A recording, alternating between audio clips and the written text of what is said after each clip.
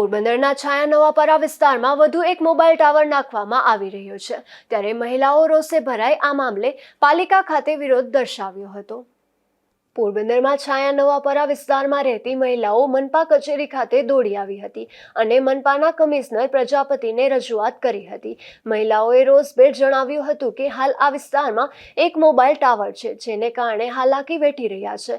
Mobile tower પવનના કારણે હલે છે। ચોમાસામાં તો ટાવર પડી જશે તેવા ડરને કારણે સ્થાનિકોને ભારે મુશ્કેલી વેઠવી પડે છે। ટાવરના કારણે બાળકો સહિત સ્થાનિકોને માથાના દુખાવો અને ચામડીના રોગ થયા છે। આ એક ટાવર છે ત્યાં બીજો મોબાઈલ ટાવર નાખવામાં આવી રહ્યો છે જેથી બીજો ટાવર આ વિસ્તારમાં નાખવામાં ન આવે તેવી ઉગ્ર માંગ કરી રહી છે। મહિલાઓએ જણાવ્યું હતું કે અગાઉ મોબાઈલ ટાવરમાંથી આગ લાગી હતી ત્યારે સ્થાનિકોએ આગ બુઝાવી હતી। એક મોબાઈલ ટાવર પણ મુશ્કેલી સર્જે છે જેથી બીજો મોબાઈલ ટાવર દૂર મૂકવામાં આવે તેવી માંગ કરી હતી। નિપુલ પોપટ સાથે અશોક ધાનકી, ગુજરાત ન્યૂઝ, પોરબંદર।